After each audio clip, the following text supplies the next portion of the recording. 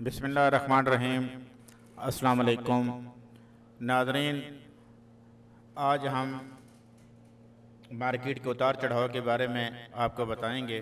سب سے پہلے غلہ منڈی کی جانب بڑھتے ہوئے مونگی فی من 5,700 روپے سے لے کر 6,000 روپے تک، جبکہ سرگودا میں 5,750 روپے سے لے کر 5,850 روپے اور فیصل آباد میں 5,950 روپے سے لے کر 6,050 روپے تک مارکیٹ رہی۔ جودرا فی من کی بات کریں 2,000 روپے سے لے کر 2,200 روپے غلہ منڈی پپلا میں۔ اسی طرح اگر کپاس فی من کی بات کریں تو 5,100 روپے سے لے کر 5,200 روپے۔ گندم فی بوری غلہ منڈی پپلا میں 5,400 روپے سے لے کر 5,600 روپے تک۔ ناظرین، چنا فی بوری 9,500 روپے سے لے کر 9,700 روپے، جبکہ سرگودا میں 9,600 روپے سے لے کر 9,650 روپے اور فیصل آباد 9,450 روپے سے لے کر 9,520 روپے تک۔ گوارا فی بوری کی جانب بڑھتے ہوئے 4,400 روپے سے لے کر 4,900 روپے تک۔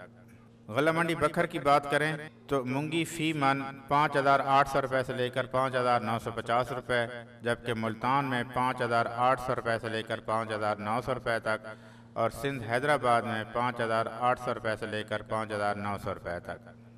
چنا فی من بکھر میں 3,800 روپے سے لے کر 3,900 روپے، جبکہ ملتان میں 3,700 روپے سے لے کر 3,750 روپے تک اور سندھ حیدرآباد میں 4,000 روپے سے لے کر 4,050 روپے تک۔ گوارا فی بوری کی بات کریں تو 4,700 روپے سے لے کر 4,900 روپے بکھر میں، جبکہ ملتان میں 4,700 روپے سے لے کر 4,800 روپے اور سندھ حیدرآباد میں 4,900 روپے سے لے کر 5,000 روپے تک۔ ناظرین، آپ کو چھوٹے سے میسج کی جانب لے کے چلتے ہیں۔ آج جو ٹاپک ہے ہمارا وہ ہے قانون کی کلاس، تو آئیے لیکچر کی طرف چلتے ہیں۔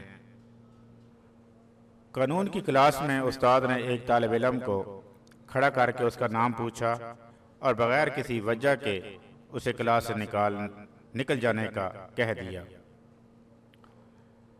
طالب علم نے وجہ جاننے اور اپنے دفاع میں کئی دلیلیں دینے کی کوشش کی، مگر استاد نے ایک بھی نہ سنی اور اپنے فیصلے پر ڈٹا رہا۔ طالب علم شکستہ دل سے اور خوفزدہ بہر تو نکل گیا، مگر اپنے ساتھ ہونے والی زیادتی کو ظلم جیسا سمجھ رہا تھا۔ حیرت باقی طالبہ پر تھی جو سر جھکائے اور خاموش بیٹھے تھے، لیکن لیکچر دینے کا آغاز کرتے ہوئے استاد نے طالب علم سے پوچھا، قانون کیوں واضح کیے جاتے ہیں؟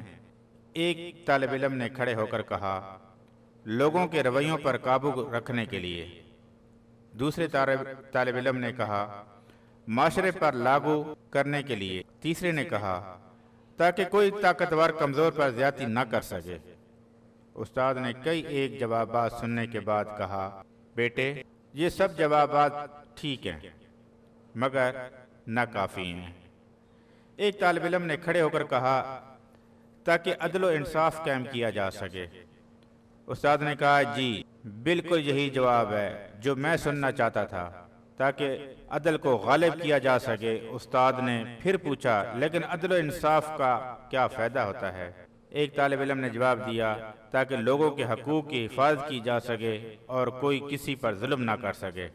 اس بار استاد نے پھر کہا، اچھا مجھ سے ڈرے بغیر اور بلا جھجک میری ایک بات کا جواب دو، کیا میں نے تمہارے ساتھی طالب علم کو کلاس روم سے نکال کر کوئی ظلم یا زیادتی کی ہے؟ سارے طالب علم نے بیک زبان جواب دیا، جی ہاں سر، آپ نے زیادتی کی ہے۔ اس بار استاد نے غصے سے اونچا بولتے ہوئے کہا، ٹھیک ہے کہ ظلم ہوا ہے، پھر تم سب خاموش کیوں بیٹھے تھے؟ کیا فائدہ ایسے قوانین کا جن کے نفاذ کے لیے کسی کے اندر ہمت اور جرت بھی نہ ہو؟ جب تمہارے ساتھی طالب علم کے ساتھ زیادتی ہو رہی تھی اور تم اس پر خاموش بیٹھے تھے، اس کا بس ایک ہی مطلب تھا کہ تم اپنی انسانیت کھوئے بیٹھے تھے۔ اور یاد رکھو، جب انسانیت گرتی ہے تو اس کا کوئی نعمت بدل نہیں ہوتا۔ اس کے ساتھ ہی استاد نے کمرے سے باہر کھڑے ہوئے طالب علم کو واپس اندر بلایا، سب کے سامنے اس سے اپنی زیادتی کی معافی مانگی اور باقی طالبہ کی طرف اپنا رخ کرتے ہوئے کہا، یہی تمہارا آج کا سبق ہے، اور جا کر معاشرے میں ایسی ناانصافیاں تلاش کرو اور ان کی اصلاح کے لیے قانون نافذ کرانے کے لیے طریقے سوچو۔ دوستو، کہیں حق کی بات کرنی آ جائے تو انسانیت کو سامنے رکھ کر حق کی بات ضرور کرنا۔ ہو سکتا ہے آخرت میں یہی عمل آپ کے گناہوں پر پردہ ڈال دے۔ Thanks for watching. اللہ حافظ۔